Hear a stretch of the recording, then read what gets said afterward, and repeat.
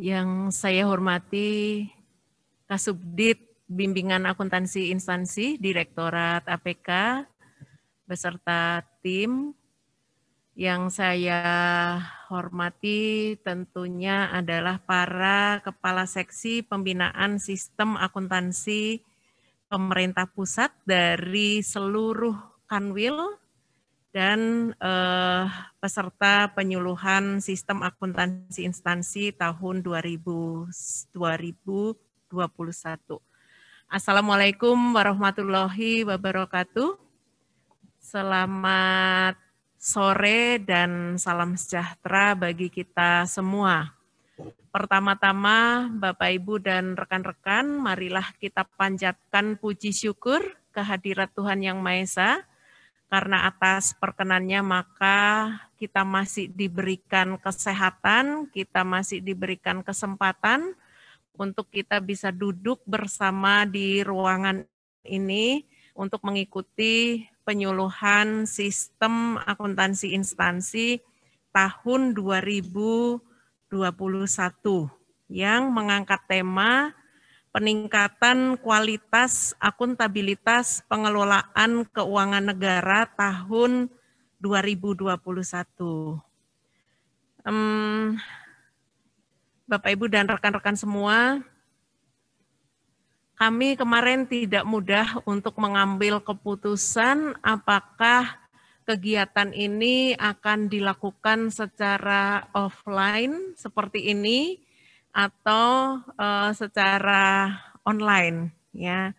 Pak Denny mencoba meyakinkan saya karena saya sendiri kemarin juga ragu-ragu, coba ditanya dulu dari 34 kanwil kira-kira siapa yang berkenan hadir ke Jakarta, siapa yang pengennya offline gitu, ya. Karena kita sama-sama tahu bahwa situasi masih juga sangat sulit, ya. Kita dengan keterbatasan seperti ini, semuanya harus tetap menjaga protokol kesehatan, namun di sisi lain kita juga ingin kegiatan kita bisa berjalan gitu, ya. Nah, akhirnya kemarin Pak Denny meyakinkan saya, Bu, nanti ruangannya di ballroom, kapasitasnya itu mungkin sangat besar, teman-teman bisa duduk nanti mengambil jarak masing-masing, walaupun ini saya lihat satu meja, mungkin Pak Denny bisa direnggangkan lagi mejanya ini Pak Denny besok ya, nanti diminta aja ke pihak hotel, kalau boleh direnggangkan lagi, kemudian kalau perlu satu meja itu bertiga aja nggak apa-apa gitu, minta aja tambahan meja lagi Pak Denny, supaya teman-teman juga nyaman satu sama lain ya, intinya kita saling menjaga aja ya. Teman-teman jangan lupa betul-betul perhatikan protokol kesehatan ya. Nah, kemarin kalau kata Pak Denny sih, ini 3 kali kita sudah melaksanakan secara online, makanya saat ini inginnya online aja, offline aja Bu, gitu ya. Jadi ya sudah, tapi tolong betul-betul kita bisa menjaga diri kita masing-masing dan juga menjaga teman kita gitu ya. Kemudian Bapak Ibu, seperti kita pahami bahwa pelaksanaan APBN tahun 2020 telah terdampak signifikan oleh kondisi pandemi COVID-19. Dan kondisi ini masih berlanjut untuk pelaksanaan APBN 2021. Jadi beberapa kegiatan yang terjadi di 2020 khususnya untuk penanganan pandemi COVID dan pemulihan ekonomi nasional itu masih berlanjut dilaksanakan di 2021 ya. Dan mungkin kami bisa cerita kepada teman-teman semua juga bahwa transaksi terkait dengan penanganan pandemi COVID dan pemulihan ekonomi nasional atau PCPEN ini betul-betul kemarin menjadi satu hal yang betul-betul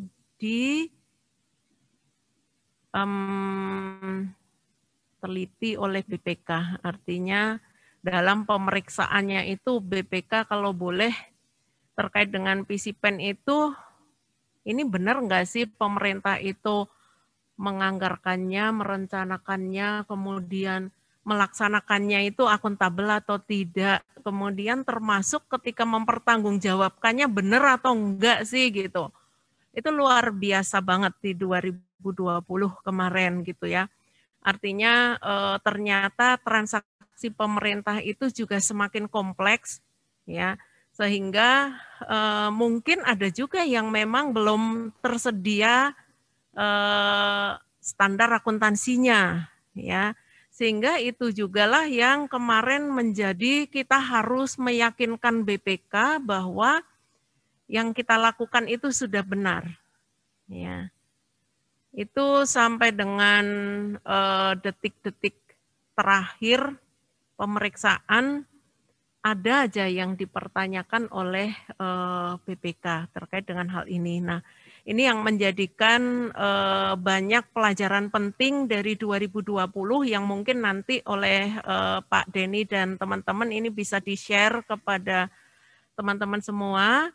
Karena teman-teman semua inilah yang berada di ujung tombak nih, teman-teman semua yang berhadapan dengan satker di wilayah masing-masing. Kalau kami di Jakarta, di APK khususnya kan ketemunya di tingkat kementerian lembaga, tapi yang melaksanakan di satker itu yang mendampingi adalah Bapak Ibu dan rekan-rekan yang hari ini ada di ruangan ini ya. Nah, Bapak Ibu, pada kesempatan ini juga saya akan menyampaikan bahwa walaupun BPK secara seremonial itu belum menyerahkan kepada Presiden maupun paripurna di DPR untuk LHP-nya, tetapi secara resmi sudah disampaikan kepada Ibu Menteri Keuangan laporan hasil pemeriksaan atas LKPP tahun 2020. Sehingga kalaupun saya sampaikan kepada Bapak Ibu hasilnya seperti apa, mungkin juga tidak salah ya. Nah, Bapak Ibu, untuk 2020 kembali LKBUN dan LKPP itu meraih opini WTP. Jadi ya, ini adalah capaian WTP yang ke-5 ya sejak 2016 ya. Nah, Bapak Ibu ini tentunya bukan hasil kerja teman-teman di Direktorat APK saja, tetapi ini berkat kontribusi teman-teman semua yang ada di Kanwil ya. Semua kan berawalnya dari Satker ya. Kemudian juga untuk kementerian lembaga itu dari 86 kementerian lembaga itu tinggal 2 yang tidak WTP, yaitu Kementerian Sosial dan Kementerian Kelautan. Ya. Nah, teman-teman juga pastinya terupdate bahwa di 2 kementerian lembaga ini memang ada kasus ya. Nah, ini apa namanya? Kemarin juga sangat sulit untuk menjaga supaya apa yang menjadi temuan di 2 kementerian ini tidak naik menjadi temuan di LKPP. Artinya dari sisi signifikansi angkanya betul-betul harus kita jaga supaya yang menjadi permasalahan di 2 kementerian ini tidak mengganggu materialitasnya di LKPP. Ya kembali lagi artinya kita harus menjaga semua kementerian lembaga pada dasarnya supaya temuan-temuan itu enggak naik ke temuan LKPP yang mengganggu, yang berpotensi mengganggu opini ya.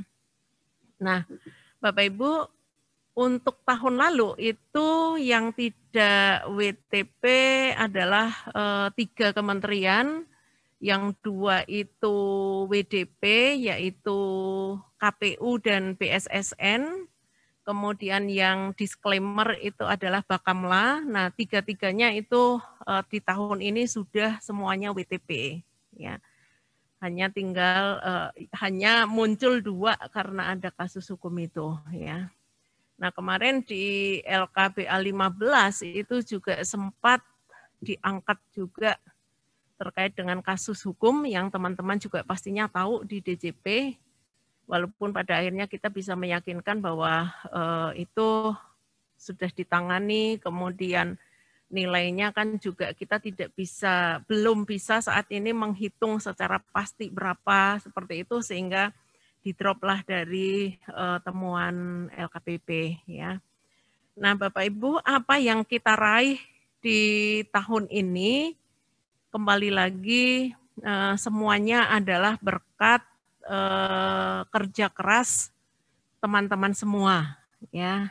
Nah, untuk itu pada kesempatan ini saya mengapresiasi kerja keras teman-teman yang ada di Kanwil yang bertindak sebagai pembina bagi seluruh satker yang ada di wilayahnya, termasuk selain membina, walaupun Wakpa itu adanya di bawah binaannya KPPN, namun di Wapawe-nya kan di Kanwil, dan juga Kanwil inilah yang jadi tumpuan pertanyaan dari seluruh KPPN yang ada di lingkup Kanwil masing-masing ya.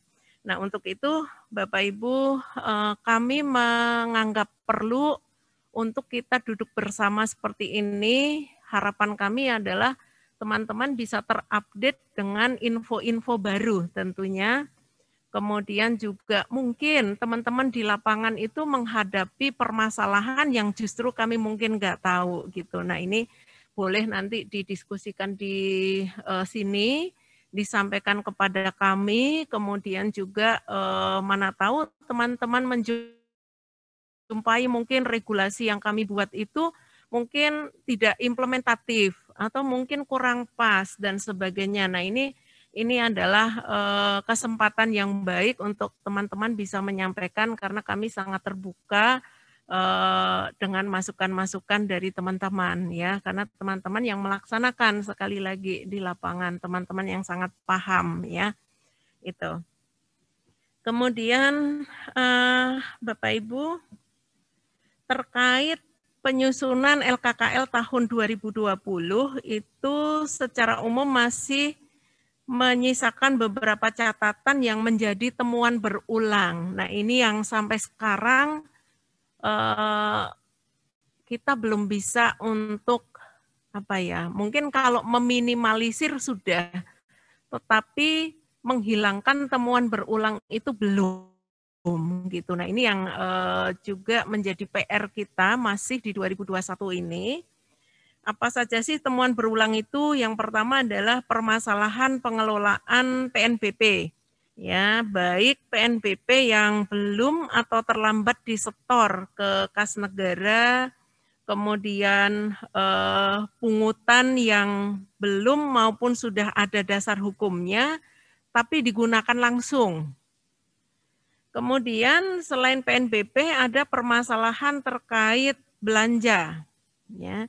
Itu meliputi kelebihan pembayaran belanja pegawai, kemudian kesalahan penganggaran atau peruntukan belanja barang dengan realisasi, kemudian kesalahan penganggaran atau peruntukan belanja modal, serta penggunaan dana bansos tidak tertib atau tidak sesuai ketentuan. Ya. Nah, ini juga menjadi temuan berulang. Kemudian yang ketiga adalah permasalahan penatausahaan kas. Itu ternyata ada kas yang terlambat atau belum disetor ke kas negara sampai dengan saat menyusun laporan keuangan. Kemudian juga ada juga saldo kas di neraca, angkanya ada tapi tidak didukung dengan keberadaan fisik kasnya. Nah, ini ternyata ada juga ditemukan gitu ya. Kemudian permasalahan persediaan, ini juga dianggap pengelolaan persediaan itu tidak memadai. Ya. Kemudian terkait dengan aset tetap, itu juga masih diangkat oleh BPK bahwa pengelolaannya itu belum memadai. Ini berdampak terhadap validitas dan akurasi data. Kemudian selain itu adalah pengelolaan aset tak berwujud, itu tidak didukung pengendalian yang memadai. Ini terjadi di beberapa kementerian lembaga. Kemudian belum optimalnya penatausahaan hak dan kewajiban pemerintah yang timbul dari putusan pengadilan yang berkekuatan hukum tetap atau inkrah. Ya. Jadi 7 poin ini yang menjadi temuan berulang dan masih menjadi temuan di 2020. Nah ini mungkin kami mohon bantuan teman-teman semua nanti ya terkait 7 ini karena pengennya kalau bisa ini jangan menjadi temuan berulang lagi. Ini mungkin apa enggak ya? Karena ya memang temuan-temuannya berkisar di itu gitu ya. Seperti belanja gitu ya, PNBP ya. Kemudian selain temuan berulang ini muncul temuan baru di tahun 2020 yang terkait dengan LKKL. Yang pertama adalah pengendalian dalam pelaksanaan belanja program PCPEN tidak memadai. Nah ini yang tadi saya sampaikan, BPK itu dari awal sudah pegang angka yang sering kita sebut-sebut. Yaitu dari awal pemerintah itu menyatakan bahwa anggaran untuk PCPEN itu adalah sebesar 695,2 triliun.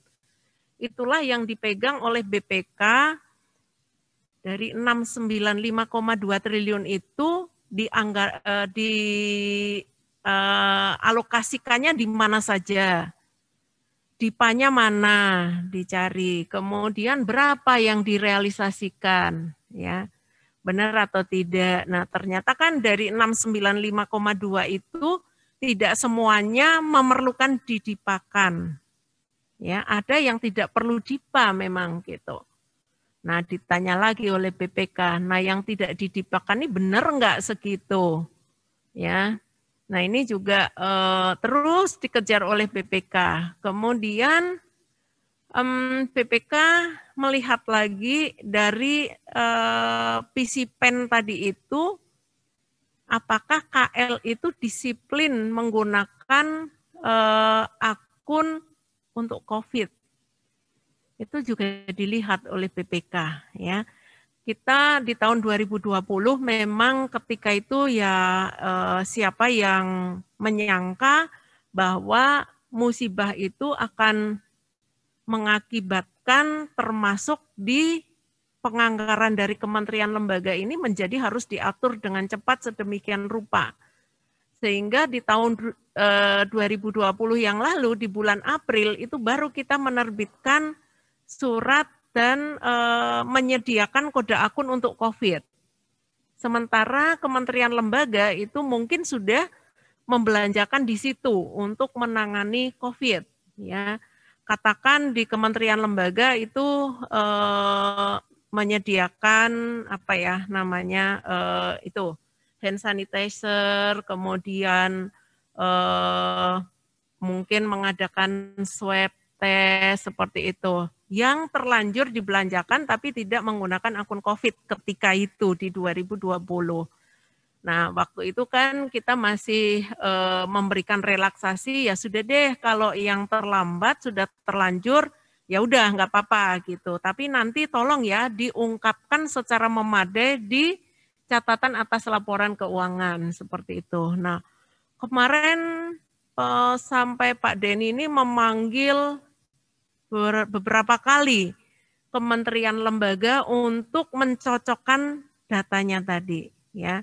Karena dari yang tidak teranggarkan di 695,2 itu diperoleh angka sekitar 16 triliun ya Pak Denny ya, 16 triliun itu yang dianggarkan hasil dari realokasi dan refocusing di kementerian lembaga.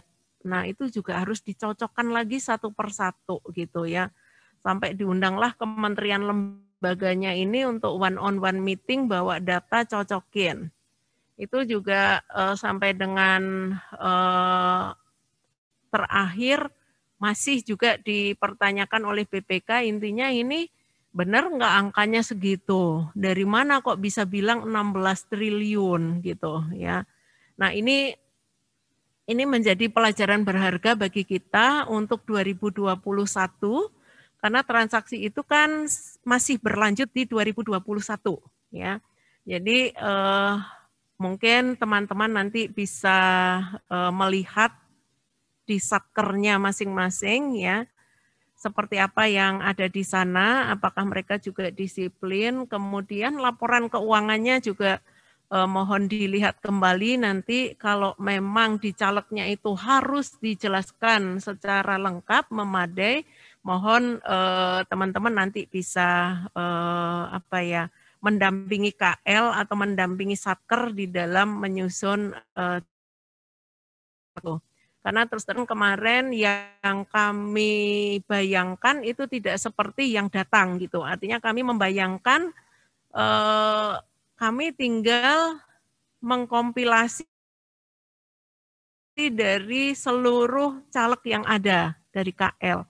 Ternyata itu nggak cukup gitu. Kadang-kadang tidak bunyi di sana dan teman-teman harus undang lagi KL-nya untuk mencari informasi ya. Nah, ini mungkin menjadi pembelajaran kita juga di 2021 ini ya. Kemudian temuan baru di 2020 itu ada istilah baru nih yang diangkat oleh BPK, yaitu data anomali atas aset tetap. Nah, ini juga sempat menjadi artinya jadi heboh gitu. Karena BPK nyebutnya tuh aset anomali gitu. Dan ini untuk KL besar ternyata angkanya signifikan ya. Contohnya ada UPR itu angkanya sampai puluhan triliun. Itu diangkat oleh Pak Menteri, dilaporkan ke Bu Menteri. Ya, kami di aplikasi sudah siap, artinya kadang selalu ada aja yang melambung sampai ke antar menteri gitu, padahal urusannya adalah aset anomali yang berawalnya dari ketidakdisiplinan satker di dalam mengelola barang milik negaranya gitu ya. Nah, ini yang kemarin menjadi harus dibuatkan bahkan aplikasi bantu gitu untuk menyelesaikan kasus aset anomali ini. Nah, ini mungkin juga perlu diangkat nanti Pak Denny supaya ini enggak jadi isu lagi di 2021 gitu ya. Kemudian juga aset tak berwujud dan aset lain-lain disimak BMN. Ini juga ada yang anomali tadi ya. Nah, hal-hal ini perlu untuk dilakukan langkah-langkah mitigasi agar temuan yang berulang tadi tidak terjadi lagi di masa mendatang maupun juga temuan-temuan baru yang di 2020 ini sebisa mungkin sudah bisa kita lakukan mitigasi dan langkah-langkah strategis apa yang bisa kita lakukan mumpung sekarang kita masih berada di bulan Juni dan kita mestinya dari laporan nanti interim atau laporan keuangan semester 1 kita bisa betul-betul kawal di sana gitu ya supaya hal-hal ini tidak terjadi. Bapak Ibu dan rekan-rekan yang saya hormati, setelah proses penyusunan laporan keuangan audited rasa-rasanya baru selesai kita lakukan. Pemeriksaan baru selesai di 31 Mei, LHP terbit di 31 Mei, walaupun kita menerimanya itu di tanggal 7 Juni. Ya. Ternyata kita sudah harus bersiap untuk menyusun laporan keuangan semester 1 tahun 2021. Padahal laporan keuangan yang 2020 saat ini sedang dalam proses penyusunan RUU-nya. Jadi kami sambil menyelesaikan ya laporan keuangan itu di subditnya Pak Budiman, itu mereka sekarang sedang menyusun RUU-nya. Kemudian nanti akhir Juni kita serahkan RUU beserta LKPP yang sudah audited itu kepada DPR. Kemudian bulan Juli sampai dengan September itu masa pembahasan dengan DPR. Jadi ganti lagi yang kami hadapi. Kalau kemarin kita menghadapi BPK sampai dengan bulan Mei, kemudian Juni sampai September nanti kita menghadapi DPR. Untuk menyelesaikan proses pertanggungjawaban tahun 2020.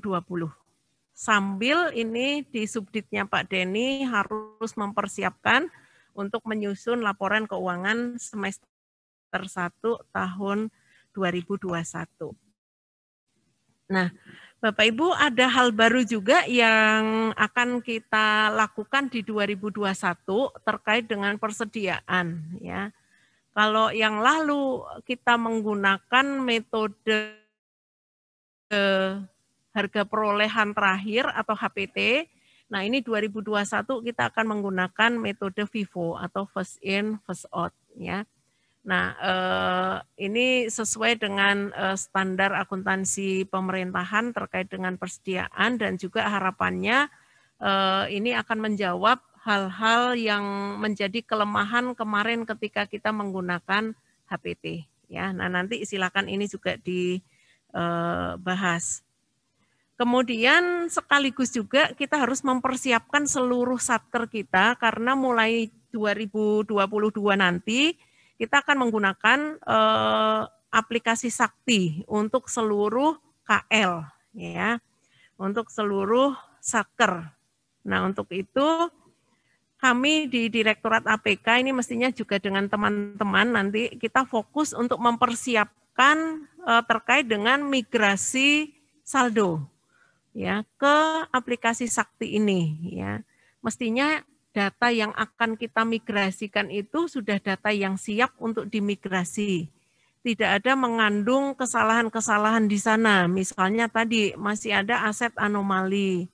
Kemudian mungkin ada selisih-selisih angka antar aplikasi yang ada, antara SIMAK dengan persediaan, antara Saiba dengan Irekon ya.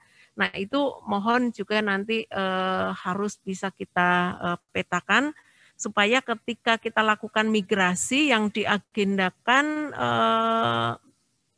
bulan apa ya Pak Denny ya, migrasi sudah harus mulai dilakukan itu di TW4 ya. Paling lambat TW4 itu sudah harus dilakukan. Bahkan di triwulan 3 itu sebenarnya sudah harus bisa untuk melakukan migrasi ini. Kemudian juga beberapa kementerian lembaga itu punya satker inaktif, tapi saldonya ada. Nah ini juga harus diselesaikan dulu sebelum nanti kita pindah ke aplikasi Sakti ini, ya. Kemudian beberapa aplikasi untuk penyusunan laporan keuangan tahun 2021 itu juga sedang kita sempurnakan ya. Saat ini masih dalam tahap finalisasi ya, sudah di UAT, sekarang sedang dilakukan beberapa perbaikan. Harapannya ini bisa segera untuk kita launching perbaikan tersebut untuk digunakan menyusun laporan keuangan semester 1 tahun 2021 ya. Kemudian terkait dengan jadwal kapan akan melakukan rekonsiliasi eksternal tahun 2021 ini ditunggu saja ya, nanti kami akan segera mengatur jadwal ini ya. Kemudian juga harapan kami seperti tadi sudah kami sampaikan yaitu penguatan atas pelaporan dan pengungkapan program PCPEN di 2021 ya. Jadi mungkin nanti bisa dilihat dari yang 2020 Pak Denny di mana kurang-kurangnya supaya teman-teman nanti bisa mengawal di daerah ya, sehingga kesulitan-kesulitan yang kemarin kita jumpai di 2020 itu tidak terulang kembali di 2021 ini ya.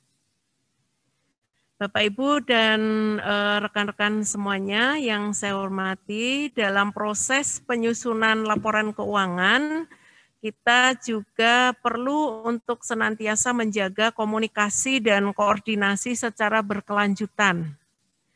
Selain secara offline seperti ini, kami juga mendorong penggunaan sarana online untuk mendukung komunikasi dan koordinasi. Ya, sekarang menjadi new normal kita untuk mengadakan kegiatan secara online menggunakan Zoom, katakan seperti itu, ya, sehingga kami pun bisa hadir di mana-mana gitu. Ya, kadang kami diundang dan kami bisa hadir kalau pakai Zoom tadi, artinya tidak ada batas lagi gitu ya. Kemudian juga saya yakin teman-teman juga punya grup WA dan sebagainya. Nah, ini harapan kami apapun sarananya bisa kita optimalkan untuk kegiatan-kegiatan yang positif mendukung peningkatan kualitas laporan keuangan ini ya. Dan penyuluhan hari ini adalah merupakan salah satu upaya kami untuk terus mengkomunikasikan berbagai kebijakan dari kantor pusat agar implementasinya di tingkat Satker itu dapat berjalan dengan baik dan sesuai harapan. Ya. Akhir kata, saya mengucapkan selamat untuk mengikuti penyuluhan SAI tahun 2021, mari kita saling berbagi dan berdiskusi dalam menyamakan persepsi guna menghadapi tantangan pengelolaan keuangan yang semakin kompleks dan dinamis di tahun 2021 ini. Tetap perhatikan dan jaga protokol kesehatan seperti di awal tadi saya sampaikan. Dan jangan ragu-ragu untuk menyampaikan kepada panitia ya melalui mungkin Pak Denny dan ini teman-teman kasih hadir semua, ada Pak Krisna, Pak Wahid, Pak Haris, Pak Sarul ya. Oh Pak Sarul sakit. Oh, oke. Ya. Jadi teman-teman tolong dapat disampaikan jika ada sesuatu yang memang mungkin perlu disampaikan melalui panitia ya. Intinya kegiatan ini adalah milik kita bersama, kita saling mengingatkan, kita saling menjaga ya untuk kenyamanan dan kesehatan kita semua ya. Baik Bapak Ibu dan rekan-rekan semua, dengan mengucapkan puji syukur kehadirat Tuhan Yang Maha Esa, maka penyuluhan sistem akuntansi instansi tahun 2021 secara resmi saya nyatakan dibuka.